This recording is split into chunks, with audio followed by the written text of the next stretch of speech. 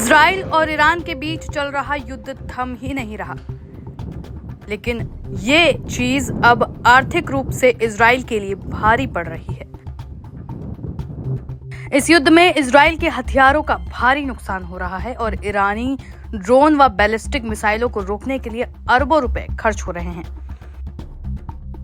Israel की सबसे बड़ी चुनौती इस वक्त यह है कि उसके पास लंबे समय तक युद्ध जारी रखने के लिए पर्याप्त एयर डिफेंस मिसाइलें नहीं हैं।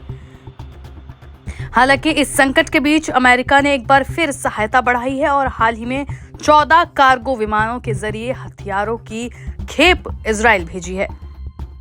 हर धमाके के साथ न केवल तबाही मच रही है, बल्कि इजराइल का आर्थिक बोझ लगातार बढ़ रहा है। चाहे इजराइल ईरान पर हमला करे या अपने बचाव के लिए मिसाइल दागे, हर कार्रवाई के साथ युद्ध का खर्च आसमान छू रहा है। इजराइल की एयर डिफेंस प्रणाली पर रोजाना करीब 17 अरब रुपए खर्च हो रहे हैं। 1 यूरो एयर डिफेंस मिसाइल की कीमत लगभग 16 करोड़ रुपए है, जबकि डेविड स्लिंग मिसाइल की लागत करीब 8 करोड़ रुपए है। इन मिसाइलों का इस्तेमाल ईरान के आत्मघाती ड्रोन और बैलिस्टिक मिसाइलों को रोकने के लिए किया जा रहा है, जिससे हर दिन करोड़ों रुपए का नुकसान हो रहा है। 2024 में गाजा ऑपरेशन में इजराइल ने 67 अरब डॉलर खर्च किए थे। अब ईरान के साथ युद्ध में हर दिन लगभग 6000 करोड़ रुपए का खर्च हो रहा है। अकेले ईंधन और हथियारों पर रोजाना 2500 करोड़ रुपए खर्च होते हैं। Aim right, achieve big. At KR Mangalam University, we provide you the platform to turn your dreams into reality. At KR Mangalam University. Israel के वित्त मंत्रालय के मुताबिक जब 1 लाख सैनिक युद्ध में तैनात होते हैं तो उनके वेतन, भोजन और जरूरी चीजों के इंतजाम पर प्रतिदिन 270 करोड़ रुपए का खर्च आता है। इस भारी भरकम खर्च ने इजराइल की अर्थव्यवस्था पर गहरा दबाव डाला है और एयर डिफेंस मिसाइलों की कमी ने स्थिति को और गंभीर बना दिया है। हाल की रिपोर्ट्स के मुताबिक अमेरिका और जर्मनी से हथियारों की नई खेप इजराइल पहुंची है। गाजा अभियान की शुरुआत से अब तक 800 से ज्यादा कार्गो विमान इजराइल में हथियार पहुंचा चुके हैं। हालांकि इन विमानों में कौन से हथियार शामिल हैं, इसकी कोई जानकारी सार्वजनिक नहीं की गई है, लेकिन माना जा रहा है कि ये खेप मुख्य रूप से इजराइल की एयर डिफेंस प्रणाली को मजबूत करने के लिए भेजी गई है। विशेषज्ञों का मानना है कि इनमें एरो 3 और अन्य उन्नत मिसाइलें शामिल हो सकती हैं, जो ईरान की बैलिस्टिक मिसाइलों को रोकने में सक्षम है। अमेरिकी मीडिया की माने तो इजराइल वर्तमान में एरो 3 मिसाइलों का व्यापक उपयोग कर रहा है, लेकिन इन मिसाइलों की सीमित संख्या चिंता का विषय है। अगर युद्ध लंबा खिंचता है तो इजराइल के पास इन मिसाइलों की भारी कमी हो सकती है, जिससे ईरान की बैलिस्टिक मिसाइलों को रोकना लगभग असंभव हो जाएगा। यह स्थिति न केवल इजराइल के लिए बल्कि उसके प्रमुख सहयोगी अमेरिका के लिए भी चिंताजनक है, क्योंकि इजराइल की सुरक्षा सुनिश्चित करना अमेरिका की सामरिक प्राथमिकता रही है। इजराइल को हवाई सुरक्षा प्रदान करने के लिए अमेरिका ने अपनी नौसेना की भी तैनाती बढ़ा दी है। वर्तमान में इजराइल के फाइटर जेट और एयर टू एयर मिसाइलों का उपयोग ईरानी ड्रोन को नष्ट करने के लिए किया जा रहा है। हालांकि इन मिसाइलों की लागत भी कम नहीं है और अगर ड्रोन हमलों की रणनीति को और तेज करता है तो इजराइल के पास इन मिसाइलों की भी कमी हो सकती है।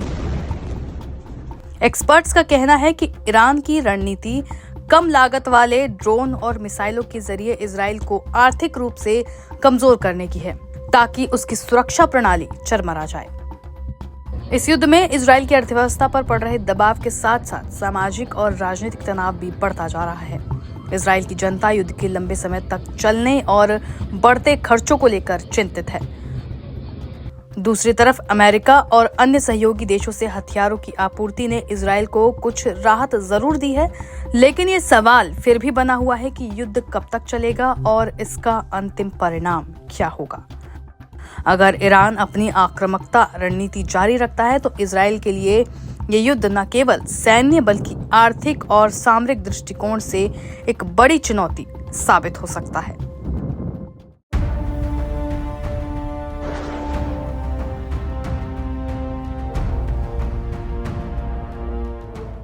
ईरान इजराइल युद्ध पर जहां दुनिया के बड़े देश दो धड़ों में बचते नजर आ रहे हैं, वहीं अमेरिका के दो पुराने दुश्मन रूस और चीन खुलकर ईरान के समर्थन में आ गए हैं।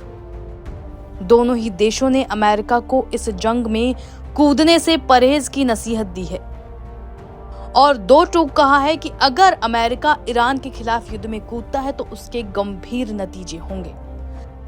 दोनों ताकतवर देशों के राष्ट्रपतियों ने गुरुवार को करीब 1 घंटे तक फोन पर बातचीत की। इसके बाद दोनों देशों की तरफ से बयान जारी कर इजराइल को सीज फायर की नसीहत दी गई। ये सलाह ऐसे वक्त में दी गई है जब इजरायली प्रधानमंत्री ईरान के सर्वोच्च नेता अयतुल्ला अली खामनेई की हत्या करने और वहां सत्ता परिवर्तन की बात लगातार कर रहे हैं। इस बीच रूस ने ईरान में सत्ता परिवर्तन की किसी भी संभावित बातचीत का समर्थन करने से इनकार कर दिया और साथ ही ईरानी सर्वोच्च नेता अयतुल्ला अली खामनेई की हत्या के प्रयासों को अस्वीकार्य बताया।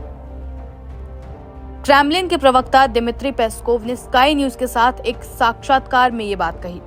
पेस्कोव ने कहा, खामेनेई की हत्या अकल्पनीय है और इस बारे में बात करना भी सभी के लिए अस्वीकार्य होना चाहिए। उन्होंने कहा, स्थिति अत्यंत तनावपूर्ण है और ये न उस केवल क्षेत्र के लिए बल्कि पूरे विश्व के लिए खतरनाक है। उन्होंने कहा कि कोई भी अतिरिक्त भागीदार तनाव को और बढ़ाएगा। पेस्कोव का इशारा वॉशिंगटन द्वारा इजराइल को प्रत्यक्ष सैन्य सहायता प्रदान करने की संभावनाओं की तरफ था। Aim right, achieve big. At KR Mangalam University, we provide you the platform to turn your dreams into reality. At KR Mangalam University. Peskov ने इस पर कोई टिप्पणी नहीं की कि खामनेई की हत्या पर रूस क्या कार्रवाई करेगा। इसके बजाय उन्होंने कहा कि ये ईरान के अंदर से कार्रवाई को और बढ़ावा देगा। उन्होंने कहा, इससे ईरान के अंदर चरमपंथी भावनाएं पैदा होंगी। जो लोग खामनेई की हत्या के बारे में बोल रहे हैं, उन्हें इसे ध्यान में रखना चाहिए। वे भानुमति का पिटारा खोल देंगे। गौरतलब है कि ईरान इजराइल युद्ध को समाप्त करने के लिए मध्यस्थता करने के रूसी व्लादिमीर पुतिन के प्रस्तावों को अब तक अमेरिकी राष्ट्रपति डोनाल्ड ट्रंप ने अस्वीकार कर दिया है। ट्रंप ने बुधवार को रूसी राष्ट्रपति से कहा था कि पहले उन्हें खुद के संघर्ष की मध्यस्थता करनी चाहिए। उनका इशारा यूक्रेन के खिलाफ रूस के युद्ध से था। पेस्कोव ने इस बात से इनकार कर दिया कि अमेरिकी राष्ट्रपति के शब्द अपमानजनक थे। उन्होंने कहा, हर किसी की एक अलग भाषा होती है। राष्ट्रपति ट्रंप के बोलने का अपना अनूठा तरीका है और अपनी अनूठी भाषा है। हम काफी सहिष्णु हैं और उम्मीद करते हैं कि हर कोई हमारे प्रति सहिष्णु होगा।